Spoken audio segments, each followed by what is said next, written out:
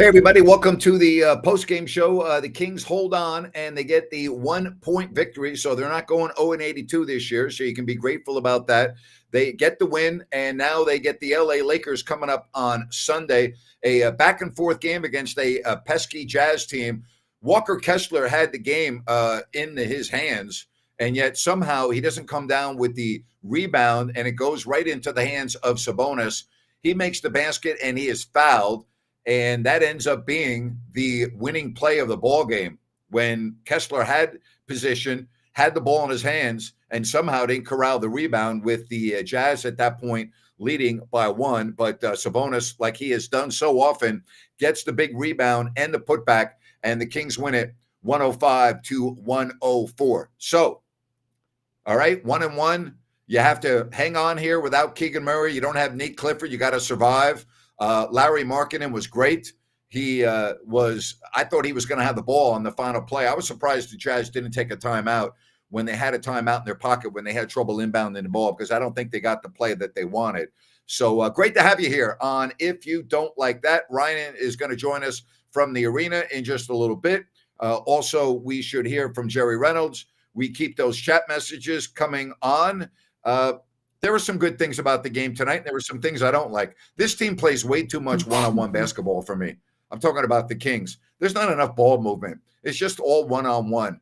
And I'm understand it's early in the season, but it's just they need better ball movement. They need better flow offensively. And it's just a lot of one-on-one. But you'll take the victory. There's no doubt about it. All right. Always great when we can have Jerry Reynolds join us here on the postgame show. Jerry, I don't care. You take the win any way you can get it. 105-104. It was a fun game to watch, Jerry. Yeah, it was. And I thought the defense was solid. I agree with what you said. Just too much dribbling, too much really not an offensive flow in the game at all. Really took some heroics individually from Monk and LaVine and Schroeder, but so there's that. The other thing I'd say is Utah's a much better team than Phoenix, so it was I don't know how good Utah's going to be. I think they're as big as they are. They're also very slow, and so they may struggle as the year goes. But it was a good win, and we'll see. But I would love to see a little more offensive flow. Get Domas really more involved in ball movement. Get some cutters.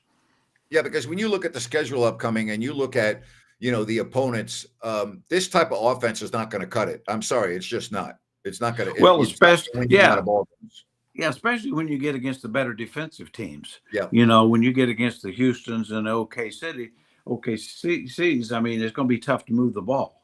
And so you're not going to beat people off the dribble as easy as you could Utah tonight. So we will talk about some positives. I mean, we're not just going to be negative here. You got the win, and that's the biggest positive. Boy, Drew Eubanks is very limited offensively, isn't he? Wow. Yeah. He's a guy he's gonna try to rebound for you and set screens, but he's just not going to be able to score. Saric, another big, he can make some shots, but he's not going to really be able to defend or rebound much. So, without Keegan, they just don't have enough on the boards. No, and they don't have anyone that can defend a Larry Markkinen. I mean, seriously, when you look at Keegan, his absence, and we're going to be talking about this every night, they probably don't lose to Phoenix.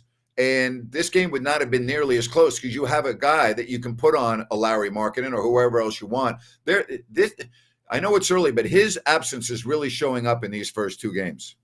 Yeah, he's their frontline stopper. And, you just don't have that. And, well, it's like tonight. I mean, Domas didn't have one of his better games, but if you don't have Domas, you don't win this game. Correct. Yep. They got as bad as they got beat on the boards anyway. I mean, Domas was able to get them some defensive rebounds, and of course a great extra effort put back to really win the game. Yeah, I don't know how Walker Kessler does not come down with that rebound. I mean, he had position; it was right in his hands. But the Kings will take the bounce of the ball. But again, we talk about assist to turnover. 23 assists for Sacramento, 13 turnovers. And normally, if we're talking about those type of numbers on a post-game show, we're talking about a Kings loss. Fortunately, they won the game. Yeah, I think they were able to force enough turnovers too. I mean, I thought Utah really had a tough time moving the ball against the Kings defense, and I thought the guard play and the quickness advantage the Kings did have, obviously being smaller, really helped because Utah really was not comfortable handling the ball. Other than if they could find Laurie Marketing, then they had some pretty good offense. I thought Dennis Schroeder was very good, but I don't like his shot selection sometimes. And I think that his, we talk about the time of the game, the momentum of the game, and what's going on flow wise. I love the fact when he puts the ball on the floor, it seems like he can get to the basket when he wants, and he's very smart. But he takes some threes that leaves me scratching my head. And tonight he was 1 of 5 from distance. Yeah, that's probably not never been his strong point. I think Yeah. he's a little better than that. Of course, I'd say the criticism I have, and I like him, but he really is looking to score more than really be a playmaker. And and I think with this team, they need his scoring less and his playmaking more. To be honest. Says Grant needs to be patient. No, my job is to tell you what's going on, and I just so you know, I'm getting the gist on you. I don't like trolls on this show, so you're on a warning. All right, you're on a warning that you're very close to being bye. All right, so there were some positives in this game. Zach LaVine, he has such a smoothness to his game. And I know in the second half he didn't make the shots like he did in the first half, but he is so freaking smooth when you watch him, isn't he? He's just an offensive weapon. Oh wow! He's just one of those rare guys that can go for 20 points in a quarter. If he gets it going, every good shooter is a bit of a streak shooter. But I think with Zach, I mean, it really does. It's important for the team to get him shots, get him going early, because he can carry offensively for a half. Are the Jazz better than maybe we thought? I mean, I watched some of the highlights from the game they had against the Clippers where they destroyed them. Keontae George at point guard looks good.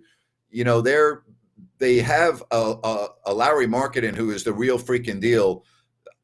I'm not saying they're a playoff team, but they're better than I think people are forecasting them for. Yeah, I think the only thing they really lack from being pretty good is Ace Bailey being what he's supposed to be. Yeah, he was terrible tonight. He hadn't been any good at all, and he wasn't very good in preseason either. But I mean, they need that lively, athletic small forward, and with Peplowski or whatever his name. I mean, they're just too slow. Yeah, they're just too slow there.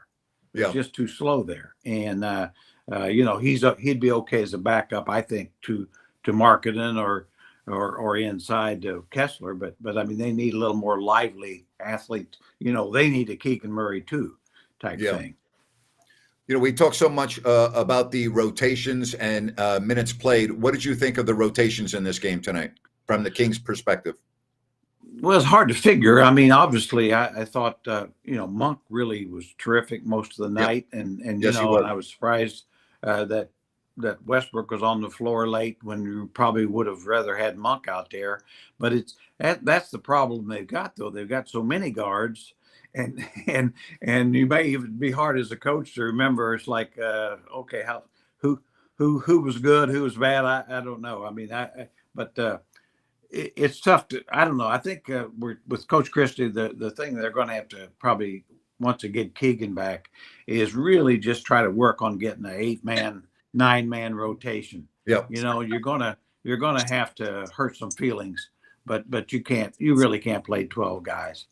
All right, Ryan is joining us from Golden One Center where the Kings get the win 105-104. Ryno, good to have you on the show. And what are your thoughts about this contest? I thought it was a tale of two halves. Utah very much in the first half missed a lot of open threes. Second half, they started making them. Doug Christie going with a couple of different lineups. I thought in the first half, the offense was very stagnant. I did not like the Dennis Schroeder had 12 shots and 1 assist, and he began to turn the corner in the second half, got other guys involved, and Malik Monk, monster night. Kings come up with a big stop. They light the beam. Yeah, we were just talking about Dennis Schroeder. Too many three-pointers for our liking. Too many three-pointers. And some of those three-pointers, it's the time of the game, the flow of the game. It's almost like he has a very good basketball IQ, but some of the threes are just like, no. It's like just he needs to make a better decision there. Yeah, 100%. And Sabonis only had 4 shots at the half. Dennis decided to start, like I said, turning the corner. Sabonis made a couple of huge plays, the big putback towards the end, and that got everybody involved. And this is all while you're getting not a very good game from DeMar DeRozan.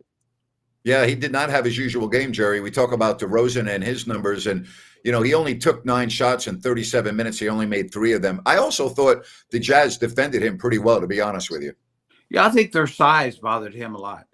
He can kind of get guys off balance, but there's so many big guys. He was able to get in that mid-range area, and there's a 7-footer in the area all the time. So, but yeah, he did not have a DeRozan type game. And like as Ryno said, I think Monk was such a key.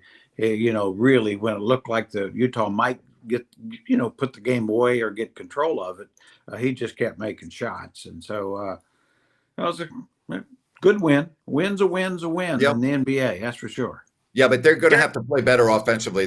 Ryan, before you joined on, both Jerry and I were talking about there's just way too much one-on-one basketball going on the floor now. Yes. There's just no flow with the Kings offense right now. I wrote the exact same thing down. The flow did not start until the second unit came in. That's when things picked up a little bit. In fact, got them back into the game. And that second unit was able to switch 1 through 5, which was really interesting. It was the only unit outside of that awkward unit that we saw with about 4 minutes left in the game. But they're going to have to start getting the ball moving. It is just isolation, Jerry. ISO, ISO, ISO. And I'd like to get your thoughts, Jerry. Starting Sabonis at the top of the key, it seems like it's hurting him more than it's helping him. What are you seeing there? Well, it hasn't done him any good. I mean, I think it could help if they would kind of involve him more, get the ball to him, get cutters off of him, or let him decide if he wants to dribble, handoff, or screen rolls, things like that, to just make sure you get some action. In other words, right now you don't really see any cutters. And to me that really makes the offense becomes a dribble first offense to get your shots. Well, again, I know it's early in the season and I hate saying like must wins. It wasn't a must win, but it was a big win because you got the Lakers coming in who, really had a good game tonight against Minnesota. And after that, you go on a 4-game road trip. So, you're not going to be favored against the Lakers. You can win, but you're not going to be favored. And it's not going to be an easy game. And again, you've got a daunting schedule coming up. So you just could not lose this game tonight. And I give the Kings credit. They found a way to win the game. It wasn't a thing of beauty, but they found a way to win. I'll tell you one thing, guys. They can get an easy win against the Lakers. All they got to do is stop Doncic. Right, Ryno? Pretty exactly simple, right? Jerry. Hold him Jerry, 10 points, you'll get the win. Yeah, Jerry, how's that formula work? Are you a millionaire selling it yet? I'm not sure it's ever worked. Jerry, who do you think's going to start out on him on Sunday night?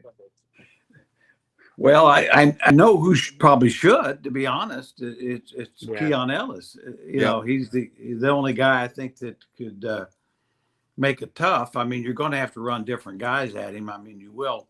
You're definitely going to have to try to get the ball out of his hands, run a second guy at him, and of course that gives open shots up. But he's. I watched a little bit of that game, and he was just awesome. That's all you could say. Yeah, he was awesome, and the Lakers will be in here on Sunday. The Mavs lose, they're 0-2. The Rockets lose, they're 0-2. The Kings get the win, and they are 1-1. So you get a way to get I'll tell you, this would have been a really hard show if the Kings had not come down with that rebound by Sabonis when it was in the hands of Kessler. And if the Jazz had held on here, this would have been a doom and gloom show. So thank goodness that we're not going in that direction. That's for sure. What did you think about the bench minutes tonight, Ryno? Jerry and I were talking about that before you came on, but I wanted to get your thoughts on that. I was okay with the 17 minutes and 25 from Westbrook because he was the most, and understand when I say this, effective. Nobody was really effective with Larry Markkinen, but he was giving him the most problems. He was annoying him a little bit, and that's why he was on the floor at the end of the game. I still think there's a little bit left there for Keon, but I thought it was okay tonight. What about you guys? Yeah, we were talking about that. I mean, listen, it's early in the season, and in all fairness to Doug, he's got guys coming in and out of the lineup, And so it's not the easiest thing to do to mix and match right now, because in the first game, you didn't have Murray, you didn't have Isaac Jones, you didn't have Sabonis. Then all of a sudden, Nick Clifford gets hurt. You got Sabonis coming back. Sabonis clearly didn't look like himself tonight. And I agree with Jerry. They don't win without him, but he wasn't his usual self. I didn't think Isaac Jones played well at all.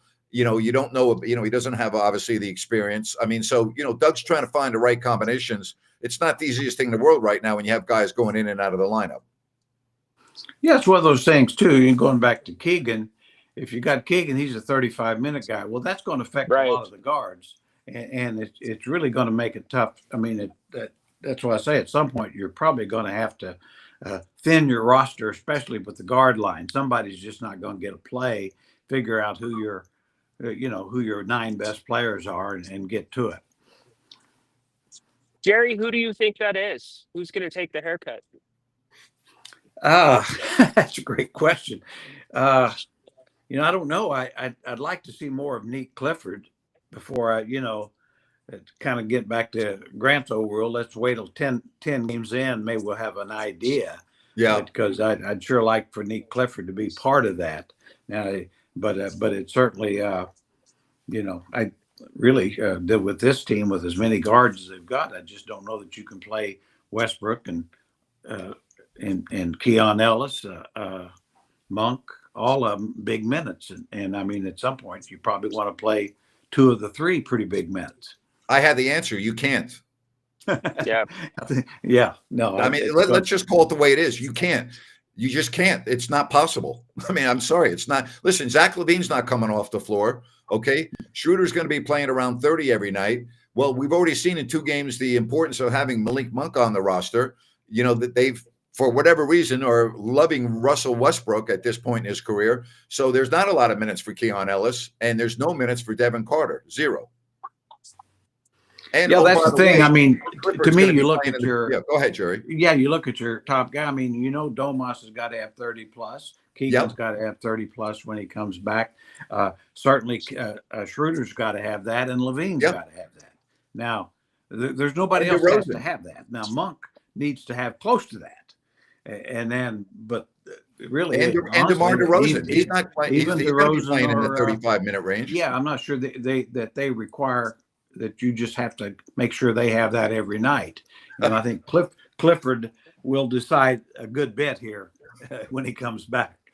Yeah. Wow. So, again, the Kings get the win. Thank goodness for that. They win by a point. Jerry, any final thoughts before we let you put your head on the pillow? No, I tell you what, I'm just kind of like you. I wouldn't have been very, very pleasant tonight. This team needed a win. I needed a win. We all need a win. And got one. Wasn't the prettiest, but win's a win. And bring on the Lakers. We hate them so much. We know we'll play our best. Jerry, have a good weekend. See you guys. Thanks, Jerry. Always love talking with Jerry. Good stuff right there.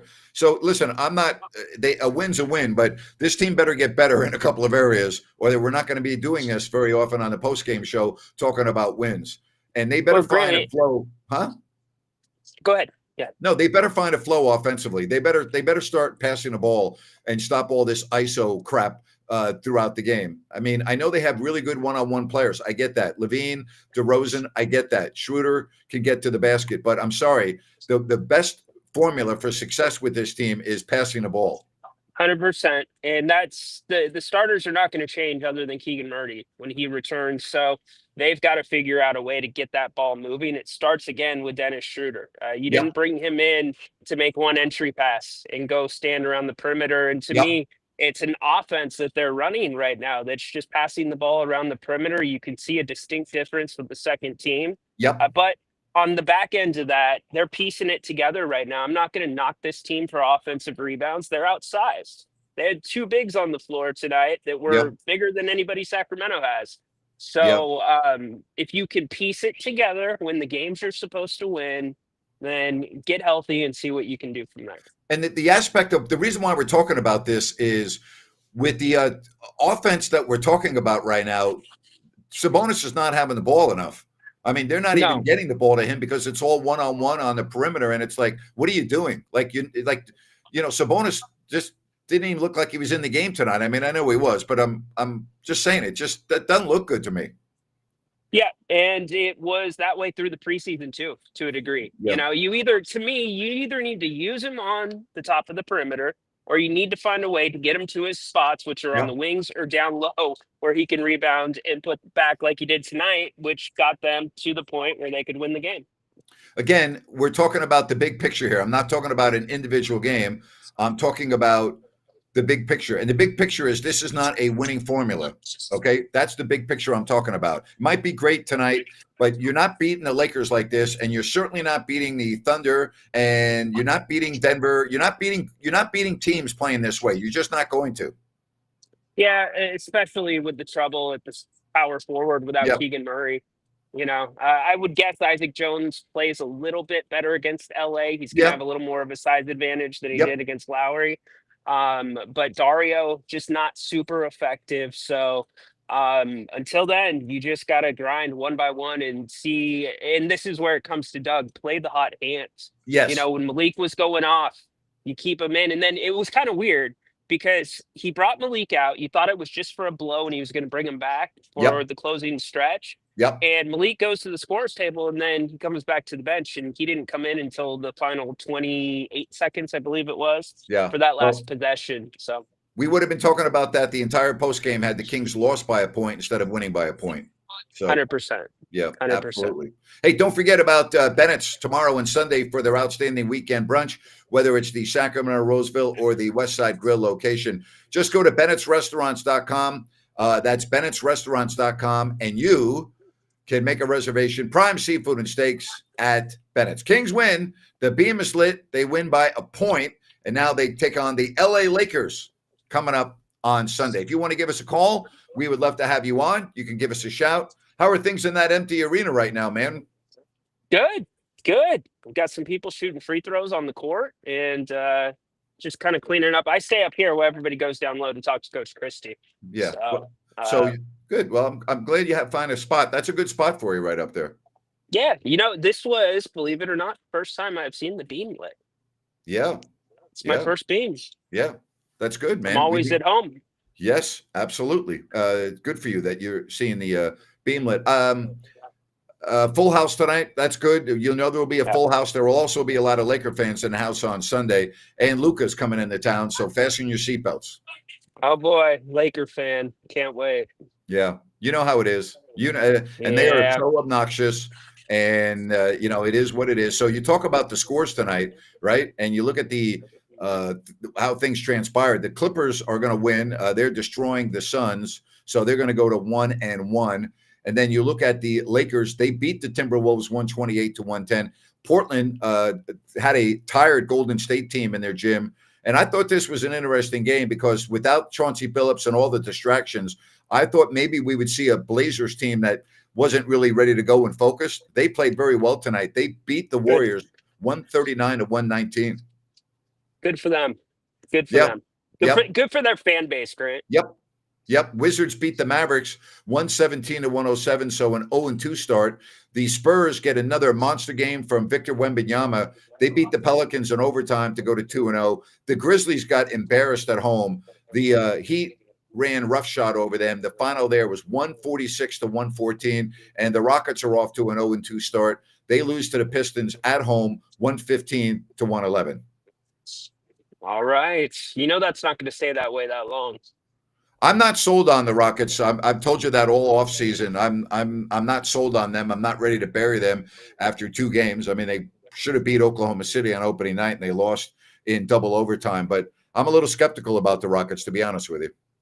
All right. Well, they need a point guard. That you can't run Thompson at point guard. You need to get a point guard. Reed Shepherd's not one.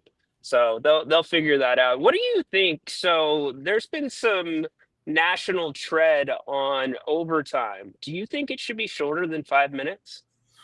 No, I don't think it should be shorter, but I think they need to make a rule change. And if you're in the game when overtime starts, you get an extra foul. So if you have not fouled out yet and you're in the game, you get an extra foul. That means you get 7 fouls instead of 6 because too many overtime games are being decided by players that aren't the key players. And if it goes to double overtime and you haven't fouled out yet, you get another foul. I mean, they give the coaches additional timeouts. Why not give the players additional fouls? Why are you giving the teams timeouts and you're not giving the players additional fouls? That's never made sense to me. Now, if you foul out in regulation, I don't believe you should get a chance to re-enter the game. But if you have not fouled out in regulation, then you get another foul in overtime. Yeah, I'm with you there. I could see the NBA playing with it and doing a target score like they do in the All-Star game. By the way, Adam Silver spoke for the first time since the arrest yesterday, and he said, and I'm quoting him, he is deeply disturbed by the events that were brought out publicly yesterday. Again, the words he used, deeply disturbed. Yeah, he better be deeply disturbed because this thing is not good for the league. It's not good for the league. Unfortunately, Sham said it. It's probably going to get bigger before it gets smaller. Yeah, that's a very good point. And I was wondering if the NBA telecast would mention it. I was watching the Jazz telecast tonight with Craig Bolerjack and Big T Thurl Bailey, and they addressed it in the second half. They actually had a graphic on there and everything. Now, it was they used it as a sponsored element, but they still talked about it. So it's not like they ignored it. I mean, that's a worse look for the league if you're ignoring what's going on. Yeah, no question. All right. So good to have you here on If You Don't Like That. Remember the post-game shows all season long right here. We break it down. We also welcome your phone calls as the Kings hold on. I'm not getting super excited with this game because there are a lot of things that I see that I don't like. And I think against good teams, they're going to have a really difficult time winning.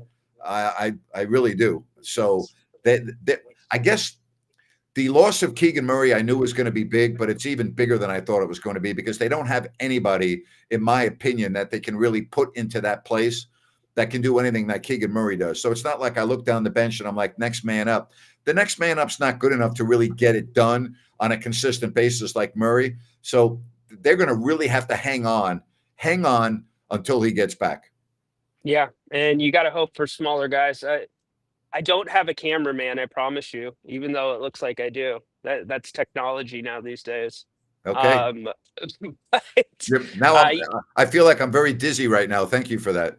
Oh, you're welcome. I just want to make sure you're paying attention. Yeah, you got to hope that you can play some smaller teams, guys that, or teams that have featured players that are a little bit smaller rather than big. Again, I just wonder what the talk would have been if Kessler had gotten the rebound instead of having it go right through his hands on that last Kings possession. They would have fouled him. That doesn't mean he would have made two. He may have not, and the Kings may have still won the game, but that was a huge, huge opportunity. They had the perfect position for the rebound there. Walker Kessler, perfect position, had inside position. And the ball actually just I don't know how it happened. I watched the replay 3 times. It went right through his hands. I did not catch it, or at least from my vantage point, it wasn't that apparent. So glad it didn't. Glad it did not. Yeah. All right. Why don't we get to some phone calls right here on the post game? And Rabini, welcome to the show. It's always good when we can talk to you. How's it going? Man, it's going good, man. Just put the kids in their room to tell them, hey, I got a post game to talk about, man. So let me close this door right here. Man. I love it. How many young ones do you have? I have 3 of them. Masai, Cairo, come here. Rinzi, come here real quick. Hurry. I love it. Oh, you hiding. Look at his one's playing hide and seek right now with the other ones. Oh. Guys, say hi. Hi. Hey there. How are you? Hey. Hey, how are you?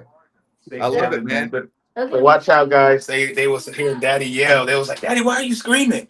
It was like, is it basketball season? So, Grant, I agree with you, man. It's too much ISO ball, and it's resemblance of the same thing of last year, right?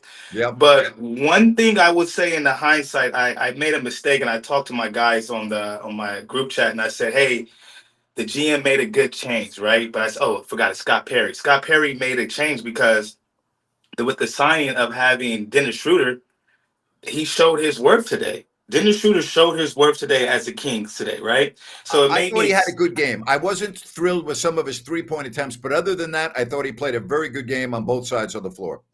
So it makes me feel optimistic about him and Keegan on defense, correct? But it's all about how Doug is going to have that rotation. That is my biggest concern. We're paying these players, right? So Scott Perry, And Vadik, he's thinking like, okay, we got to get our money's worth, and we have to have DeMar DeRozan, and we got to have Zach LaVine with the ball in their hand, and that hurts Sabonis because we're not getting him to be the force multiplier as him being the guy that passes the ball and lets the offense flow through him. There's too much ball stoppage. Yeah, let And me for let me us, let me stop you for a yes, second. sir. Yes, Here's the sir. one thing about Schroeder that I think's on full display through 2 games. And Ryan, I want to get your opinion on this. I can see why he was really effective with Detroit as a third guard when that style that he's playing is more conducive. Before you came on, Rabbi, and you were trying to put the kids down, Jerry and Ryno and me, we were having this conversation. We the three of us feel that Schroeder needs to be more of a point-oriented passing guard. In other words, he needs to pass more. He needs to look to get his other guys involved. He also is playing a lot of iso ball, which is fine as a third guard coming off the bench. But as a starting point guard, I would like to see him be more of a quarterback and distribute the ball more. Ryno, what do you think? 100%. And that's what will ultimately open up those looks that he's trying to get right off the bat. Is if you are distributing, then that back door, when you pass it off back to you, opens up. So spot on. With that, you guys are correct, right? Because he is a traditional point guard. So when you guys say that, it makes me think that he is following the culture of the offense. He is seeing what he sees on the floor. Oh, everybody's doing ISO. Let me get my points in because everybody else doesn't care about distributing the ball. So it seems like he is falling into that new culture that we have of the ISO ball, right? Which is, Well, I heard somebody say, that's a losing culture. If that is going to be the culture, and I'm not sure I agree with you, that's a losing culture. That's a I losing agree. culture. Grant, I totally agree because the way we win is when Sabonis has 7, 8 assists. That's when we're Yep. winning by 5 or 6, 7 points. If Yep. he has the ball in his hand, if we would have built this team around Sabonis, it would have been better in my eyes. Of course, I love the scoring from Zach LaVine. Of course, I love having DeMar DeRozan have the ball. 3 minutes left. We're down by 5. We need to get a bucket. Give it to DeMar. But us doing this the whole game was very disappointing. Now, the one thing I did not like, we are weak on the defensive boards. I know we played Yep. against 3 7-footers, but we are so weak on the defensive boards. We're giving Yep. second chance points. It is not allowing us to utilize Keon Ellis to get back, to get those quick passes, right? To get those quick rebounds where DeMontis Sabonis do those outlet pass. That's our biggest flaw, I feel like, to be honest Hey, with you. listen, it's great. It's great having you on the show. You have a tremendous weekend, and we'll talk to you again soon. Okay, appreciate I you. see you guys Sunday. Have a great night, guys. All right, good stuff right there. The family man getting the job done. Love it. Yeah, really quick to his point, the Jazz were 27.3% from beyond the arc in the first half. It makes the rebounding look that much worse Yeah, because that's you're true. already small and there's long Yep. rebounds, 50-50 balls. So, Yep, that's true. Let's get to Dirk. Dirk, welcome to the show. Hey guys, the Jazz are enormous. If Nurk is your backup center, I mean, Nurk has always been a challenge for Sabonis, who's not at 100%. So I'm not stressing over rebounds, especially since Keegan's not here. But I want to take a moment to shout out what I think might have been one of Zach LaVine's best games I've ever seen from him. The shot selection was perfect. There was not one shot he took where I thought, bad choice. What were your thoughts on Zach LaVine tonight? I thought he quick shot the ball only one time in the game. Other than that, I didn't have a problem with anything he did. This is a completely different Zach LaVine, both from a confidence in play side than what you saw in Sacramento last year. And I will say I've been one of the biggest anti-Zach LaVine people since he got here, but I am eating my words right now because everything I've seen, one turnover tonight, and it wasn't one of these unforced ones from the previous nights. So I just wanted to give him. And he's trying to play defense. You know, he's making an attempt to really play defense. Grant, I'm so glad you said that. He deserves this because I mean he's the only starter with a positive plus minus tonight. That that's the only thing that matters, but that says something about this. But I want to talk. I want to chime in a little bit about Dennis Schroeder too. You guys you're nailing this, but there were 4 missed easy passes for easy buckets where he missed alley-oops, missed guys down low early in the first half. You're spot on. He's trying to play like Russell Westbrook. He looked like Russell Westbrook tonight in his shot selection and what he's doing. And I think the biggest counter to that is you need Russell Westbrook to get up to speed if you need to control his behavior, because the quicker Russ gets back in game shape, it gives us another option. If Dennis' shot selection is not good enough, that gives us an alternative, because I think, finding guys like DeMar in open situations, finding Zach LaVine for even more shots, especially in that second quarter where he seemed to just pull every shot that he could. We gotta recorrect here. We need him to be that pass first guy, and the sooner he recognizes that, the better this team will be. So Dirk, let me say this really quick, because it was the biggest observation that was going to come from the first half until I saw the shot numbers. The Kings, this building was rocking. The fans have been sold defense, and Schroeder gets a steal on the first possession. And instead of going strong to the hoop, it's a little laissez-faire. It's one-handed. He's got two guys on him, and he blows the layup. And you're thinking that's going to be the analogy. That's going to be the snapshot of this game, because on defense, he's up in people's grills. He's working, he's switching, he's blowing up screens. But on offense, it's just a little too chill for me unless he's seeking his own shot. Yep. I agree. He did have an individual plus play, both these two games, where he by himself caused a turnover that resulted in an extra possession. Keon gave you 3 of those tonight. Grant, the guard problem is legit. I have that question you posed at the start. What's the guard solution here? That is the toughest question I've ever had to address here. So I have no idea, but maybe it's Dennis Schroeder gets less minutes. Just something to consider. All right, Dirk, have a good weekend. Thank you. Appreciate it. Love the calls, and also love talking about our sponsors right here, including New Works Plumbing. They've got a fix for you.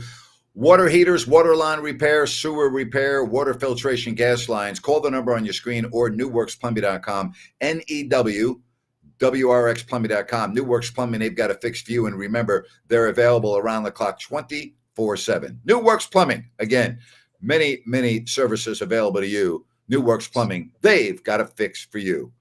The Kings get the win. The beam is lit. Next up, the LA Lakers coming up on Sunday.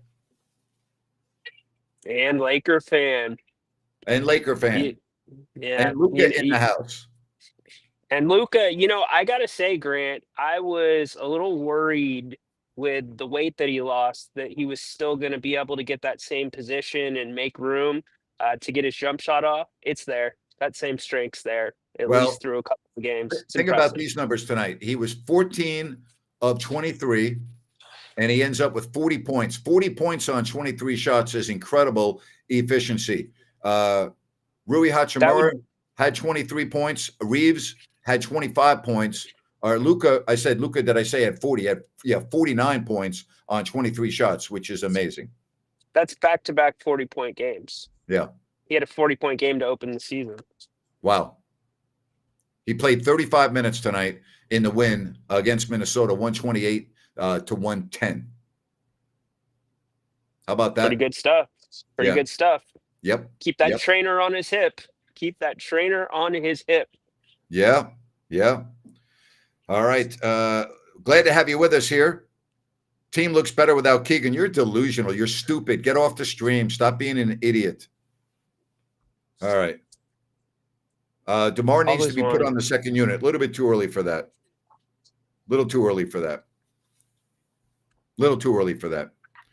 So we'll be right back here on Sunday. Another post-game show. Looking forward to talking about Kings basketball the entire season. But again, a win is a win, but you have to look at everything that's going on. So this would have been a really hard show to do had the Kings lost this game, but they figured out a way to win it, and that's important. It's a building block. Let's see if you can continue it 48 hours from now when the Lakers are in town. Amen. Somebody says, how does it not look better without Keegan, Grant? If I have to answer this question, that means you know nothing about basketball, and I'm not going to waste my time explaining it to you because you have just shown everybody on the stream that you have no idea what the hell you're talking about. So if I have to answer that question, then I need to retire and go out of business. All right. That'd be like me trying to explain to you why there are, 24 hours in a day. All right. Are we going to run a 4-guard, 1-center lineup all season? You're going to run what you have to run until Keegan Murray gets back. And you also don't have Nick Clifford, who's got some size. So you are a dominant, heavy roster. That's the way it's set up. You don't have many good players down low. I mean, I'm sorry, but Isaac Jones is okay and might have potential, but he's not there yet. Dario Saric can't guard his shadow. I mean, you just got to call, Eubanks is very deficient offensively, not bad offensively, not a bad rebounder. I mean, you really, if you're Doug Christie right now, you don't have a lot of a choice. You're going to see what works on a night-to-night basis and just go from there. You got to patch it together. Look, even if Doug had a full deck of cards, it's going to take a couple of games to get your rotation dialed in. BJ, what's going on? Hey, how you guys doing tonight? How are you? Excellent, man. I'm doing pretty good. I like what I saw, but I have to be honest. It was a tale of two halves. I agree with you, Ryno. And the one thing that sticks out to me, besides the lack of ball movement, is defensively. And this is why I think Westbrook should get less minutes. I think Keon should be out there playing more, especially since Murray is out. That if we don't move laterally more quickly, either fight over the screen or more communication to get around. I know there are 7-footers, but you have to be moving your feet. It's flat-footed defense, and then it kind of spills over to offense where everyone just stands around. So I agree with you that we need more ball movement, but it is early, and we're just gonna have to see when Murray comes back. Westbrook has to come off the bench, and if DeMar cannot contribute, he can play some minutes, especially when we need a basket. But the Kings have to know when they have to run a set. Even the Jazz knew when they had to run a play to get points. It seemed like sometimes it was helter-skelter, and Schroeder had a decent game. LaVine was old LaVine, but I think at certain points of the game, when you need a point, you need to have a good set, and the right person should be shooting the ball. Schroeder should not be shooting the ball when you need points. They should be drawing up a play for LaVine or even Monk or somebody. I just think it's kind of helter-skelter, but it's only the second game, so let's see, 10, 15 games in. I wanted you guys to ask Jerry about that. Do they fight over the screen? Or do they switch? They couldn't switch. They were too big. So I don't know. I think defensively. So BJ, there were two lineups that were on the floor at the end of the second quarter and the end of the fourth quarter where they were able to switch basically 1 through 5. It was an awkward lineup. We're sitting in the press box and we're like, is he really got those 5 out there? But that's why they were out there. And Keon does things that you don't always see on TV. He blew up a screen before the guy could even set a screen on one of the Kings players. So it's just, there's some really brilliant stuff individually for some of these guys defensively going on.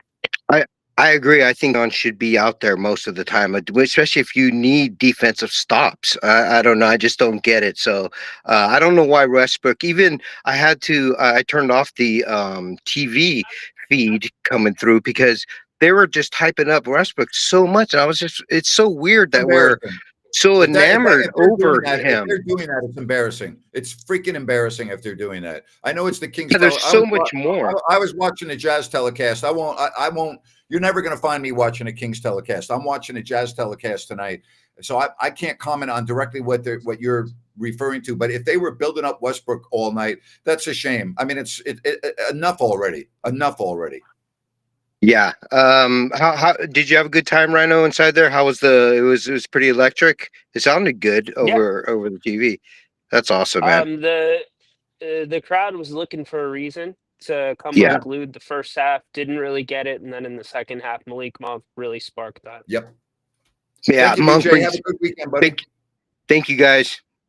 Appreciate it. Thank you very much. Later. Glad that you're with us here on If You Don't Like That. The Kings get the victory, 1 up and 1 down, and the Lakers come in next.